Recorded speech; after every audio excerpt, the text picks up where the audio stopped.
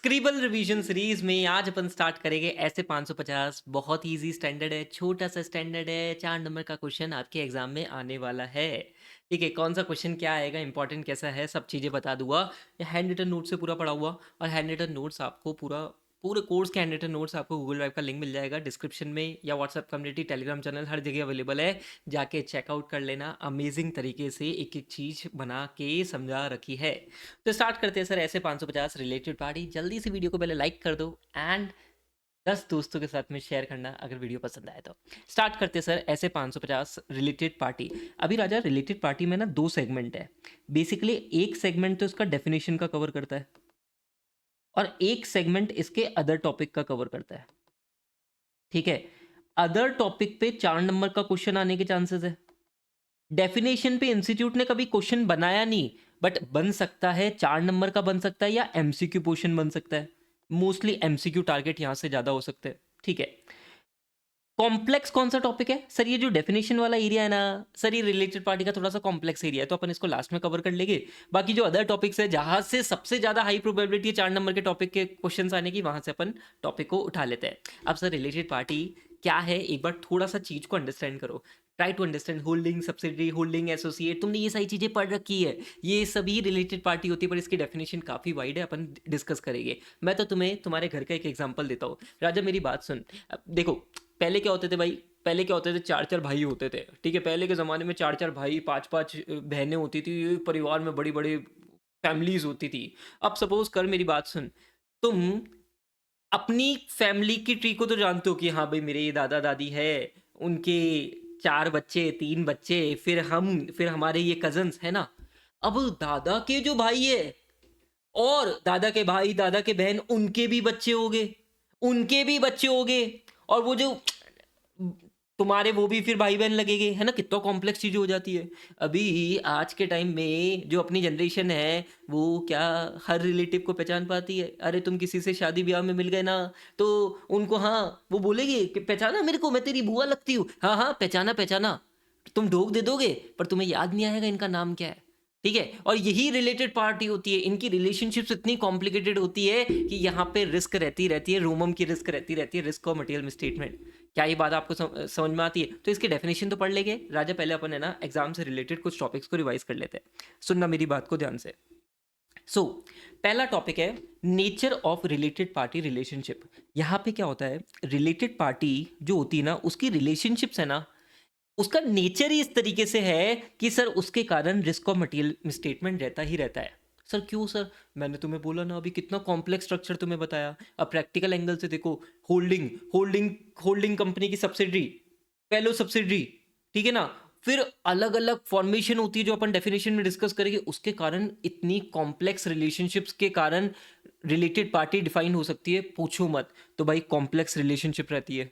ठीक है, second, non market terms पे काम होता है यहाँ पे, स्टैंडर्ड टर्म्स पे काम ही नहीं होता। एग्जांपल, सपोज कर ये होल्डिंग है, ये सब्सिडरी है, इन दोनों ने एक दूसरे को सर्विस दी, और बोला छोड़ना इसको, क्या रिकॉर्ड करना, फालतू जीएसटी का क्या लेना देना करना, छोड़ना, ट्रांजेक्शन ही रिकॉर्ड मत कर। वेरी, मतलब नॉन मार्केट टर्म्स पे बहुत ज्यादा काम होता है। ठीक है, एक दूसरे को लोन दे दिया 2% रेट पे, मार्केट में चल रहा है 10% रेट, इन्होंने अलग ही 2% पे रेट पे काम दे दिया। ठीक है, और मैं आपको बोलूं, there is a ineffective information system. इनके ट्रांजेक्शन्स को रिकॉर्ड करना, ठीक है, इनके ट्रांजेक्शन्स को अंडरस्टैंड करना, सर इंफॉर्मेशन सिस्टम बड़ा इनफेक्टिव होता है। ठीक है, तो यहाँ पे sir nature of related party relationships के 3 पॉइंट है। Complex, ineffective, non market terms. मेरे साथ में एक बार नोट्स को देख लो। Sir related party relationship and transaction अगर आर्म्स लेंथ पे चलेगा सर, कोई दिक्कत की बात नहीं है, पर जनरली इनके नेचर के कारण रिस्क और मटेरियल मिसस्टेटमेंट रहता है। सर क्यों? Because complex relationship, extensive and complex structure increases transaction complexity. ठीक है sir. Non market terms, generally ये नॉन मार्केट टर्म्स पे काम कर लेते हैं, विदाउट कंसिडरेशन भी काम कर लेते हैं। तीसरा, जो अकाउंटिंग सिस्टम होता है ना, अकाउंटिंग सिस्टम थोड़ा सा इनफेक्टिव होता है। इनके ट्रांजेक्शन्स को ट्रेस करना, प्रॉपर तरीके से इनके बैलेंसेस मैच कर रहे हैं सर, उसमें बड़ी दिक्कत रहती है। एंड दैट इज वाई यहाँ पे रिस्क ऑफ मटेरियल मिसस्टेटमेंट ज़्यादा रहता है। क्या ये बात आपको समझ में आती है क्या? हाँ सर। ठीक है, तो इसका आप एक छोटा सा निमोनिक ध्यान में रखना। नो कॉइन, नो कॉइन, आजकल हमारे पास में रुपए रहते हैं, कॉइन नहीं रहते। नो से sir non market terms, CO से सर कॉम्प्लेक्स, एंड आईएन से सर इनइफेक्टिव इंफॉर्मेशन सिस्टम। ऐसे गंदा सा निमोनिक तुम्हें 3 पॉइंट याद कराने की कोशिश करेगा। ठीक है सर, डन। अब ऐसे केस में हमको ये चीज़ समझ में आई कि yes sir this is a risky area. तो ऐसे केस में सर ऑडिटर की क्या रिस्पॉन्सिबिलिटी है? Next question is this, auditor की क्या रिस्पॉन्सिबिलिटी है राजा? तो मैं सिंपल बोलता हूँ, ऑडिटर क्या करेगा? ऑडिटर है ना, सबसे पहले रिस्क असेसमेंट प्रोसीजर लगाएगा। सर रिस्क असेसमेंट प्रोसीजर मतलब अंडरस्टैंडिंग वाला पार्ट करेगा। बेसिकली ऑडिटर बस एक चीज़ समझने की कोशिश करेगा, मैनेजमेंट के कैबिन में जाएगा, ठीक है, वहाँ पे उससे वो related party relationship and transactions को अंडरस्टैंड करने की कोशिश करेगा। अब तुम सोचोगे कैसे? जाओ जाओ मैनेजमेंट के कैबिन में जाओ भाग के, और मैनेजमेंट से तुम करोगे इंक्वायरी। क्या करोगे राजा? इंक्वायरी करेंगे सर हम।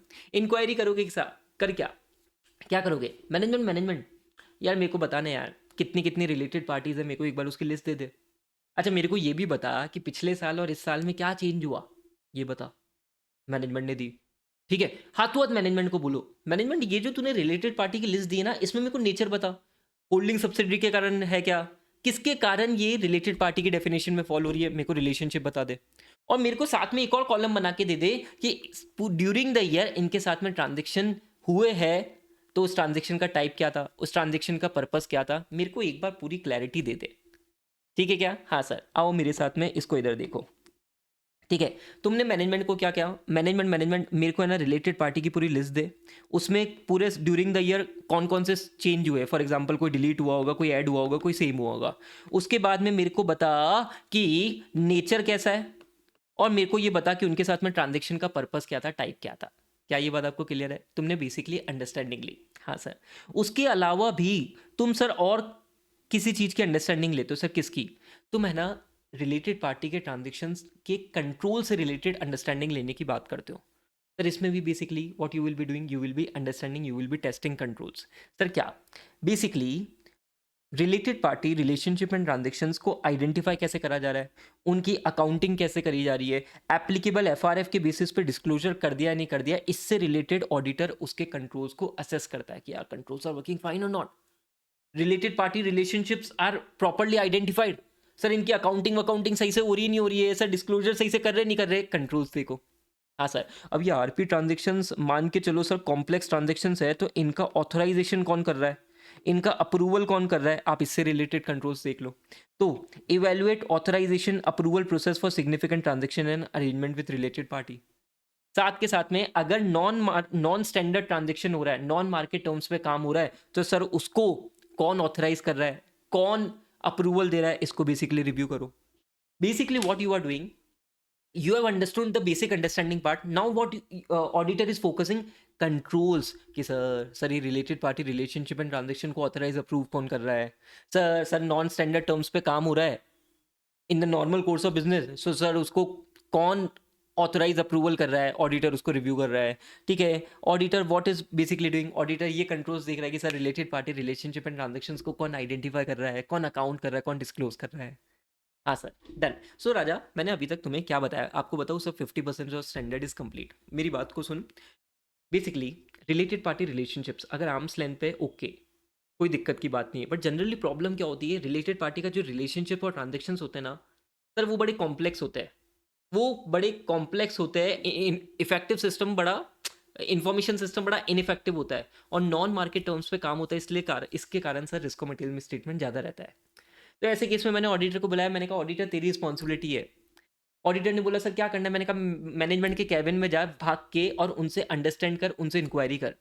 क्या इंक्वायरी करना सर? रिलेटेड पार्टी की लिस्ट दे दो, ड्यूरिंग द ईयर क्या चेंज हुए, nature of related party transaction relationship, fit अगर कोई ड्यूरिंग द ईयर जो भी ट्रांजेक्शन हुए उसका पर्पस और टाइप क्या है। हाँ सर, मैंने ऑडिटर बोला हाँ सर मैंने कर लिया। मैंने कहा इसके अलावा तू क्या कर, इससे रिलेटेड कंट्रोल्स भी देख कि रिलेटेड पार्टी ट्रांजेक्शन इनिशिएट कैसे होते हैं, अकाउंट कैसे होते हैं, प्रेजेंट कैसे होते हैं, डिस्क्लोज कैसे होते हैं, कौन इनके ट्रांजेक्शन को ऑथराइज करता है, अप्रूव करता है, और अगर नॉर्मल कोर्स ऑफ बिजनेस में कोई नॉन स्टैंडर्ड ट्रांजेक्शन हो रहा है तो उससे रिलेटेड रिव्यू करो कि भाई किसने ये, इससे रिलेटेड कंट्रोल्स कैसे थे। हाँ सर, बात समझ में आती है? यही अपन ने अभी तक पढ़ा है राजा, पूरी स्टोरी फॉर्म में पूरे एक एक चीज़ पढ़ ली। अब मेरी बात को सुन, इन्होंने एक और चीज़ बोली कि related party relationship and transactions की एग्जिस्टेंस देखने के लिए, मतलब कि कोई फेक तो रिकॉर्ड नहीं हुए या रिलेटेड पार्टी एक्चुअल में एग्जिस्ट करती है क्या, ये देखने के लिए ऑडिटर को बोला कि auditor auditor please examine following documents. Examine को मैं टेक्निकल वर्ड बोलूं तो इंस्पेक्शन भी बोल सकता हूं। इंस्पेक्शन का यही मतलब होता है एग्जामिनेशन ऑफ रिकॉर्ड्स और डॉक्यूमेंट। तो ऑडिटर को बोला कि ऑडिटर ऑडिटर आप है ना ये कुछ फॉलोइंग डॉक्यूमेंट्स देखोगे ना तो आपको सर रिलेटेड पार्टी की खुशबू आ जाएगी सर आपको रिलेटेड पार्टी की खुशबू आ जाएगी। उन्हें ऐसा लगेगा हाँ सर यहाँ पे तो रिलेटेड पार्टी है, रिलेटेड पार्टी की खुशबू आपको इन फॉलोइंग डॉक्यूमेंट्स आ जाएगी। इनको थोड़ा सा सही से देखना।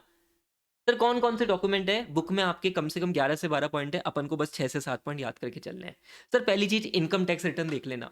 सर क्यों इनकम टैक्स रिटर्न में जो ऑडिटेड टैक्स ऑडिट होती है ना, प्रैक्टिकली बता रहा हूँ, तो वहाँ पे सर क्लॉजेज होती है जहाँ पे सर रिलेटेड पार्टी की पूरी लिस्ट चल जाती है, उनके साथ में क्या ट्रांजेक्शन है उसके बारे में पता पड़ जाता है। तो आप एंटिटी की इनकम टैक्स रिटर्न देख लो। आप इन्वेस्टमेंट देख लो, एंटिटी ने किधर किधर इन्वेस्टमेंट करा है, अरे वहाँ से एसोसिएट सब्सिडी के बारे में पता पड़ जाएगा। अरे कोई रेगुलेटरी अथॉरिटी है उसको कोई इन्फॉर्मेशन एंटिटी ने दी है तो आप वो चेक कर लो। एंटिटी ने किसी की लाइफ इंश्योरेंस पॉलिसी ली है तो लाइफ इंश्योरेंस पॉलिसी तो सर अपनों की होती है। हाँ सर ठीक है। फिर इंटरनल ऑडिटर रिपोर्ट देख लो, यहाँ पे आपको पता पड़ सकती है। अच्छा कोई ऐसा ट्रांजेक्शन जो बहुत ज्यादा रीनेगोशिएट हुआ है मतलब sir there can be a case जहाँ पे रिलेटेड पार्टी है। ठीक है, शेयर होल्डर रजिस्टर देख लो, वहां से आपको परसेंटेज पता पड़ जाएगा holding associate subsidiary joint venture की, जो तुम कहानी पढ़ते हो वहां से पता पड़ जाएगी। ठीक है, तो यहाँ पे बेसिकली आपको कुछ लिस्ट ऑफ डॉक्यूमेंट्स दे रखे हैं, बुक में थोड़े से ज्यादा है, मैंने आपके लिए 7 पॉइंट लिख रखे हैं। आप 7 पॉइंट भी याद कर लो, आपका काम हो गया ना। तो 7 पॉइंट में क्या बोला कि सर इन डॉक्यूमेंट्स को इंस्पेक्ट करो, एग्जामिन करो। सर यहाँ से आपको खुशबू आ जाएगी related party relationship and transaction की। क्या ये बात आपको समझ में आती है? हाँ सर। मैं आपको बोलूँ, ये जो मैंने लाइन लिख रखी है ना सर, आपको एग्जाम में बस इसी को बोलेगा एक्सप्लेन करो। ठीक है, कोई केस स्टडी बेस्ड क्वेश्चन यहाँ पे नहीं दे रखा है आपको। एक और क्वेश्चन मैं आपको बता दूं, इस पे इंस्टीट्यूट ने पूछ रखा है, क्वेश्चन नंबर 2। ठीक है, बिल्कुल डायरेक्ट क्वेश्चन है, कुछ भी नहीं है, बिल्कुल डायरेक्ट क्वेश्चन है। ठीक है। अच्छा सर, ये जो तीसरा क्वेश्चन है ना, इंस्टीट्यूट ने आज तक कभी नहीं पूछा, और मेरे को लगता है कि सर आपके एग्जाम में यही तीसरा क्वेश्चन एग्जाम में पूछा जा सकता है। क्या आपको ये बात क्लियर है? हाँ सर ठीक है, यहाँ तक आपको पूरा क्लियर है टाइटल? ठीक है, done done done done done. अच्छा मेरे को एक बार निमोनिक बता दो ना sir, nature of related party transaction. Sir वो क्या उनका नेचर है कि जिसके कारण रूमम रहता है? सर नो कॉइन, नो से नॉन मार्केटम, सीओ से कॉम्प्लेक्स रिलेशनशिप, एंड इनसे इनइफेक्टिव इंफॉर्मेशन सिस्टम। ठीक है सर, बढ़िया सर। फिर वो आपको याद है अंडरस्टैंडिंग वाला पॉइंट, मैनेजमेंट इंक्वायरी करेगी, रिलेटेड पार्टी की लिस्ट दे, क्या चेंज हुआ during the year, type and purpose, nature of related party, फिर उनके कंट्रोल से रिलेटेड अंडरस्टैंडिंग लेना है ना, ये पॉइंट पढ़े थे। हाँ sir. Raja, this is your standard part. Majorly very high probability कि इंस्टीट्यूट अगर क्वेश्चन टारगेट करेगा तो यहाँ से करेगा। एक टॉपिक छोटा सा है, रिलेटेड पार्टी की डेफिनेशन। यहाँ से 2 नंबर का एमसीक्यू मैं आपको बताता हूँ कौन सा आएगा। साथ के साथ में यहाँ पे बहुत ही रेयर होगा, अगर इंस्टीट्यूट को पेपर टफ बनाना होगा तो इंस्टीट्यूट ये क्वेश्चन पूछेगा कि रिलेटेड पार्टी की डेफिनेशन बता दो एज पर ऐसे 550। अगर ये क्वेश्चन आता है तो मैं इसको क्वेश्चन टफ, पेपर टफ की कैटेगरी में बोलूँगा। ठीक है, तो रिलेटेड पार्टी की डेफिनेशन अपन पढ़ लेते हैं, मेरी बात को सुनना। इन्होंने क्या बोला, रिलेटेड पार्टी की डेफिनेशन में सिंपल इन्होंने पहले बोला as defined in applicable FRF. मतलब तुम्हारा अकाउंटिंग स्टैंडर्ड इन डेज जैसा रिलेटेड पार्टी की डेफिनेशन बोलता है ना, तुम वैसा कर लो। एंटिटी पे अगर अकाउंटिंग स्टैंडर्ड लग रहा है तो अकाउंटिंग स्टैंडर्ड ने जो रिलेटेड पार्टी की डेफिनेशन बोली है वो मान लो। अच्छा, और अगर कहीं पे भी डिफाइन नहीं है, स्टैंडर्ड ने बोला चलो अगर कहीं पे भी नहीं पता ना तो मेरी बात सुन लेना, मैं तुम्हें बता देता हूँ, क्यों लोड ले रहे हो। अगर एप्लीकेबल एफआरएफ में डिफाइन कर रखा है तो उसको मान लेना, अगर कहीं पे भी नहीं दे रखा तो मैं बता देता हूँ यार, क्या लोड ले रहे हो। हाँ सर, तो इन्होंने कुछ 3 पॉइंट बोले। सर पहला point reporting entity. Reporting entity मतलब आपकी क्लाइंट, सर आपका जो क्लाइंट है ना, उसका किसी दूसरी एंटिटी पे कंट्रोल है या सिग्निफिकेंट इन्फ्लुएंस है, तो सर वो रिपोर्टिंग एंटिटी और अदर एंटिटी क्या हो जाएगी, रिलेटेड पार्टी। इसका वाइस वर्सा कर लो। सर किसी पर्सन या अदर एंटिटी का कंट्रोल या सिग्निफिकेंट इन्फ्लुएंस है आप पर, तो आप वो रिपोर्टिंग एंटिटी और पर्सन क्या हो गई सर, रिलेटेड पार्टी हो गई। क्लियर है क्या sir? Sir what do you mean by control significant influence आ रहा है अभी? 2 पॉइंट क्लियर है? हाँ सर। तीसरा, सर आप और कोई दूसरी एंटिटी को कोई कॉमनली कंट्रोल करती है अनदर एंटिटी, या कॉमन की मेंबर्स, या owned by close family members, तो भी सर ये रिलेटेड पार्टी हो जाएगी। बात को समझे क्या? हाँ सर, तो यहाँ पे कंट्रोल सिग्निफिकेंट इन्फ्लुएंस का मतलब अभी क्या है वो अपन अभी देख लेते हैं। सिंपल, रिपोर्टिंग एंटिटी किसी को कंट्रोल सिग्निफिकेंट इन्फ्लुएंस करती है, कोई एंटिटी रिपोर्टिंग एंटिटी को कंट्रोल सिग्निफिकेंट इन्फ्लुएंस करती है। दोनों को मिलके सर कोई कॉमनली कंट्रोल करता है, बट अनदर एंटिटी, कॉमन की मेंबर्स या owned by close family members. हाँ सर, क्लियर है। अभी राजा यहाँ पे एक एमसीक्यू की बात सुन ले, मेरी बात को ध्यान से सुनना। ONGC, Coal India, sir both are government entity. हाँ, और दोनों में मेजर स्टेक है गवर्नमेंट का, दोनों में मेजर स्टेक है गवर्नमेंट का by the name president of India. ठीक है, अगर मैं सी के हिसाब से बताऊं तो सी के रूल के हिसाब से तो सर ये कॉमनली कंट्रोल्ड है, तो ओएनजीसी और Coal India should be a related party, should be a related party, है ना भाई? यही तो बोला था, रिपोर्टिंग एंटिटी और other entity commonly controlled by another entity, तो भाई रिलेटेड हो गई। ऐसे 550 ने बोला this is a exception, this is a exception कि अगर दो एंटिटी कॉमनली ओन्ड बाय कोई गवर्नमेंट एंटिटी होगी ना, गवर्नमेंट एंटिटी होगी ना, ठीक है, सेंट्रल गवर्नमेंट स्टेट गवर्नमेंट होगी ना बेसिकली, तो सर ऐसे केस में उसको रिलेटेड पार्टी नहीं मानेगी, एक्सेप्शन है। ठीक है, एक्सेप्शन है, बट अगर ये आपस में खुद ही सब्सटेंशियल कोई ट्रांजेक्शन करती होगी या रिलेटेड पार्टी की डेफिनेशन में अदरवाइज फॉल करती होगी तो वो रिलेटेड पार्टी हो जाएगी। बट इस ग्राउंड पे कि सेंट्रल गवर्नमेंट या स्टेट गवर्नमेंट इनके स्टेक होल्ड करती है, that will be a exception case. आपको बात समझ में आती है? छोटी सी लाइन दे रखी है,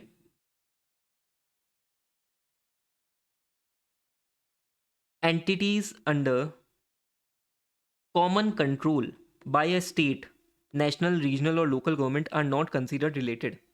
ठीक है, रिलेटेड नहीं हो गए अनलेस अगर उनमें आपस में ही कुछ ऐसा ट्रांजेक्शन हो रहा है तो वो रिलेटेड हो गए, ठीक है। पर नॉर्मली केस में this is a exception case and this will be ask in your MCQ 2 marks, लिख के ले लो।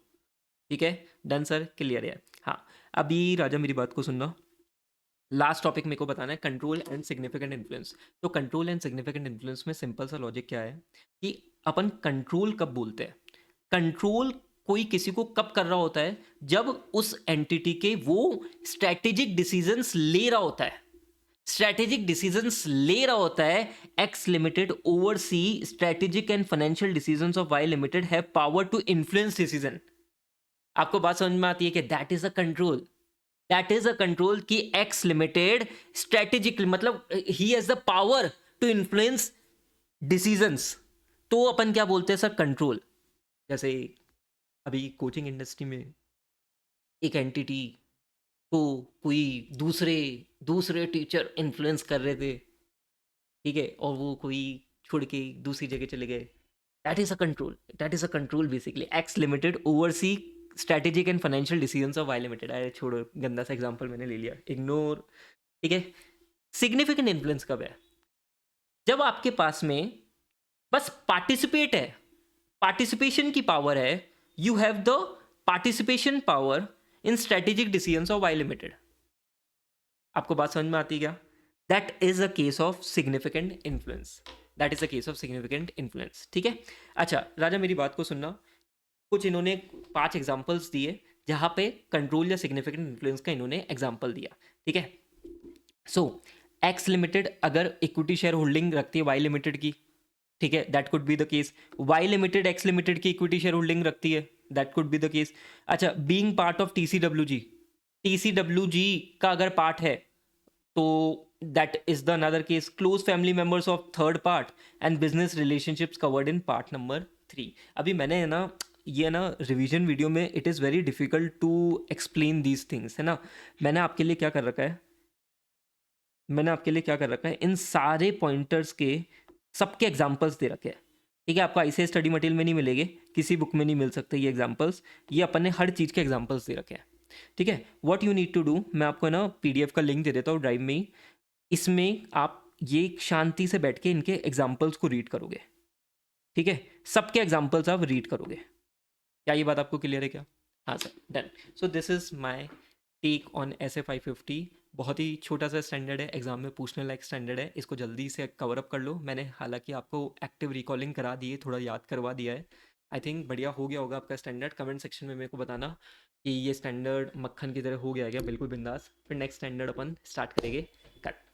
Okay guys, thank you, thank you.